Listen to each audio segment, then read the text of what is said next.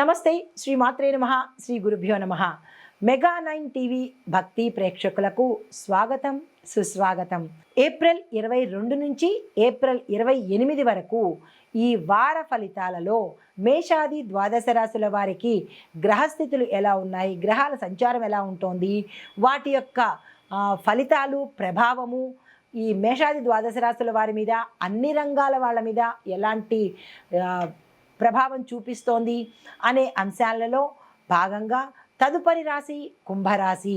ఈ రాశి వారిలో ఉండే విద్యార్థులను చూసినట్టయితే సాంకేతిక విద్య, డిజిటల్ కోర్సుల్లో కనుక చదువుతున్న వాళ్లకు సక్సెస్ అవ్వడము, విదేశాల్లో అవకాశాలు, పిలుపులు, ఆహ్వానాలు రావడము, ఇక్కడ అంటే ఏ కాలేజీలో కానీ ఏ క్యాంపస్ల్లో కానీ మీరు కనుక ప్రవేశించినట్టయితే సక్సెస్ని సాధించే అవకాశం కూడా గోచరిస్తోంది.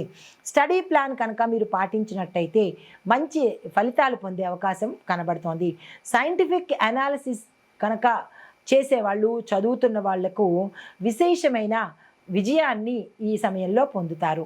తర్వాత ఉద్యోగస్తులకు చూసుకున్నట్టయితే మీ యొక్క శ్రమకు తగిన గుర్తింపు రావడము, ప్యాకేజీ పెరగడము, తర్వాత ఆకస్మిక ధనము రావడము, దీంతో పాటు పాత బకాయిలు, ఏరియర్స్ కూడా మీకు ఈ సమయంలో రావడము జరుగుతుంది. డిపార్ట్మెంట్లో కూడా మీకు మార్పు జరిగే అవకాశం కూడా గోచరిస్తోంది. అంటే ఒక డిపార్ట్మెంట్ నుంచి ఇంకొక డిపార్ట్మెంట్కి మిమ్మల్ని మార్చే అవకాశం కూడా కనబడుతోంది. అయితే వర్క్ ఫ్రమ్ హోమ్ లేదా హైబ్రిడ్ విధానము కొనసాగే అవకాశం కనబడుతోంది. దానికి తగ్గట్టుగా మీరు యాక్సెప్ట్ చేయాలా, రిజెక్ట్ చేయాలా అనేది ఈ రాశిలో ఉండే ఉద్యోగస్తులు యోచన చేసి అప్పుడు మీరు యాక్సెప్టెన్స్ కానీ రిజెక్షన్ కానీ చెప్పండి. అయితే వ్యాపారస్తులకు, పారిశ్రామికవేత్తలకు చూసినట్టయితే భాగస్వామ్య ఒప్పందాలలో గతంలో తీసుకున్నవి డిస్టర్బెన్సెస్ క్రియేట్ చేస్తాయి. ఇప్పుడు తీసుకుందాము అని అనుకున్న వాళ్ళకి కూడా డిస్టర్బెన్స్ వచ్చే అవకాశము, కొంచెం ఒడిదుడుకులు పడే అవకాశము, తలనొప్పులు వచ్చే అవకాశం కనబడుతుంది. కాబట్టి భాగస్వామ్య ఒప్పందాలు తీసుకోవాలనుకున్న గతంలో తీసుకున్నవి కానీ జాగ్రత్తగా పర్యవేక్షించుకోండి. కొత్తగా తీసుకోవాలంటే ఆలోచించండి. గతంలో తీసుకున్న వాటిని ఒకసారి సూపర్విజన్ చేసుకోండి. ఎక్కడ తప్పు దొర్లింది, ఎవరి వల్ల అనేది యోచన చేసి కనుక ముందుకెళ్ళినట్టయితే కొంత ఇబ్బందులు తగ్గించుకున్న వాళ్ళు అవుతారు. అయితే నూతన బిజినెస్ ప్లాన్లు ఏవైనా ఉంటే కనుక మీకు దాన్ని ఒక్కసారి పరిశీలించండి. మనకి ఎంతవరకు ఉపయోగపడుతుంది, దానివల్ల లాభ నష్టాలు ఎంత అనేది బేరీజు వేసుకుని తదనుగుణంగా మీరు ముందుకు వెళ్ళే ప్రయత్నం చేసుకోండి. వితరణ అంటే మీరు ఎక్స్పాన్షన్ చేయాలి అని అనుకుంటే కనుక ఇది కరెక్ట్ టైము, డెవలప్ అయ్యే అవకాశం కనబడుతోంది. అంటే వృద్ధి అయ్యే అవకాశం గోచరిస్తోంది. కాబట్టి ఎక్స్పాన్షన్కి కానీ, బ్రాంచ్ విస్తరణకు కానీ, కొత్తగా ఏదైనా ప్రోడక్ట్స్ని లాంచ్ చేయడానికి కానీ ఈ సమయము చాలా చక్కగా ఉంటుంది.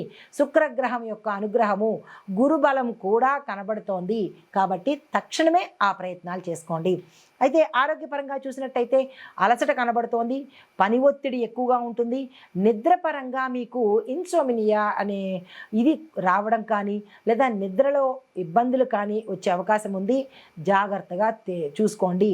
ప్రాణాయామం చేసినట్టయితే యోగా పరంగా కొంత ఉపశమనం కలుగుతుంది. దానికి కలగలేదంటే కనుక తప్పనిసరిగా డాక్టర్ పర్యవేక్షణ తీసుకోండి. వ్యవసాయంలో చూసినట్టయితే పొలాలలో నీటి నిర్వహణ మీద మీరు శ్రద్ధ పెట్టాలి. అసలే వచ్చేది మనకి ఇప్పుడు నడుస్తున్నది ఎండాకాలము, తొందరగా నీరు ఆవిరయ్యే అవకాశం కనబడుతుంది. కాబట్టి మీరున్న ప్రాంతాల్లో నీటి తాలూకా నిల్వలు ఎంతవరకు ఉన్నాయి అనేది యోచన చేసి దాన్ని పెంచుకునే ప్రయత్నం ప్రతి ఒక్క రైతు, ప్రతి ఒక్క వ్యవసాయదారుడు చేసినట్టయితే మంచి ఫలితాలు పొందుతారు. ఇంకొకటి ఏంటంటే పంటకి మధ్య గ్యాప్ ఇవ్వండి. అంటే దూరాన్ని పాటించండి. ఒక పంట, రెండో పంటలు రెండు కలిపినట్టయితే కనుక ఇబ్బందులు ఎదుర్కొనే అవకాశం ఉంది. కొంత గ్యాప్ని అంటే దూరాన్ని పాటించండి. ఇది ప్రత్యేకమైన సూచన. కుటుంబపరంగా చూసినట్టయితే కుటుంబంలో ఆనందకరమైన వాతావరణం కనబడుతోంది. స్నేహితుల యొక్క సహకారము మీకు సమయానికి అందుబాటులోకి వస్తుంది. సోదరులతో గతంలో ఉన్న అంటే అన్నదమ్ములతో గతంలో మీకు ఏవైనా ఇబ్బందులు కానీ మాట పట్టింపులు కానీ ఉన్నట్టయితే కనుక అవి తొలగిపోయి దగ్గరయ్యే అవకాశం కనబడుతోంది. రాజకీయ పరంగా చూసినట్టయితే యువనేతలకు మంచి అవకాశాలు వస్తాయి. ఎన్నికల ప్రచారాల్లో మీ యొక్క పటిమ, టాలెంటు కనిపించే అవకాశం కనబడుతోంది. మీరు ఎక్కువగా సంఘ సేవ చేసే ప్రయత్నం పెట్టుకోండి. ఎందుకంటే ఈ రాశికి అధిపతి శని భగవానుడు కాబట్టి ఎంత ఎక్కువగా మీరు ప్రజలకు సేవ చేస్తారో అంత ఎక్కువగా మీ కర్మ తగ్గి పేరు ప్రఖ్యాతలు పొందే అవకాశము, పదవులు వరించే అవకాశము కనబడుతోంది. శని భగవానుడు ఎక్కువ సేవకి లొంగుతాడు కాబట్టి ఈ రాశిలో ఉండే రాజకీయ నాయకులు సేవను నిస్వార్థంగా చేసినట్టయితే మిమ్మల్ని ప్రజలు చిరకాలం గుర్తుపెట్టుకోవడంతో పాటు ఇంకా ఇంకా ఉన్నత పదవులకు వెళ్ళే అవకాశము శని భగవానుడు కల్పించే అవకాశం కనబడుతోంది. అయితే ఆర్థిక పరంగా చూసినట్టయితే హక్కులు పొందే అవకాశం కనబడుతోంది. రుణభారం తగ్గుతుంది. దీంతో పాటు పొదుపు పథకాల్లో గతంలో పెట్టుంటే కనుక ఇప్పుడు లాభాలు వచ్చే అవకాశం గోచరిస్తోంది.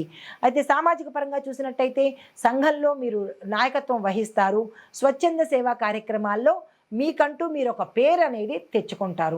అయితే సినిమా రంగంలో ఉన్న వాళ్ళకి, ఆర్ట్ డైరెక్షను, ఎడిటింగ్ విభాగంలో ఉన్న వాళ్లకు మంచి మంచి అవకాశాలు వస్తాయి. మీ యొక్క పారితోషికం పెరుగుతుంది. దీంతో పాటు ఎవరైనా కొత్తగా ప్రయత్నం చేయాలని అనుకున్న వాళ్ళు తప్పనిసరిగా ఈ సమయంలో ప్రయత్నం చేసుకోండి. తదుపరి ఐటీ రంగంలో ఉన్న వాళ్లకు, కాంట్రాక్ట్దారులకు కొత్త టెక్నాలజీ నేర్చుకోవడానికి ఐటీ వాళ్ళు ముందుకు రండి. తర్వాత క్లయింట్ ఫీడ్బ్యాక్ వల్ల మీ యొక్క ప్రాజెక్ట్స్ అంటే కాంట్రాక్ట్దారులకు క్లయింట్ యొక్క ఫీడ్బ్యాక్ వల్లనే మీ ప్రాజెక్ట్స్ సక్సెస్ అయ్యే అవకాశం ఉంది. కాబట్టి క్లయింట్స్ని అంటే పొందుకునే ప్రయత్నం చేయండి. క్లయింట్స్ని ఆకట్టుకునే ప్రయత్నం చేసి మీ ప్రాజెక్ట్స్ని సక్సెస్ చేసుకునే ప్రయత్నం చేయండి. తర్వాత దీని మీద టెండర్లు వేయాలంటే కనుక ఈ సమయంలో కొంత ఆచితూచి టెండర్లు వేసుకునే ప్రయత్నం చేసుకోండి.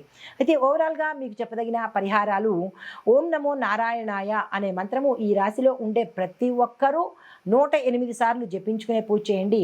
బుధవారం రోజు గోమాతకు గ్రాసం తినిపించడం కానీ, గోమాతకు పూజ చేసుకోవడం కానీ చేసినట్టయితే గురుబలం పెరిగే అవకాశము, శని బలం తగ్గే అవకాశము కనబడుతోంది. ఆ ప్రయత్నాలు చేసుకోండి.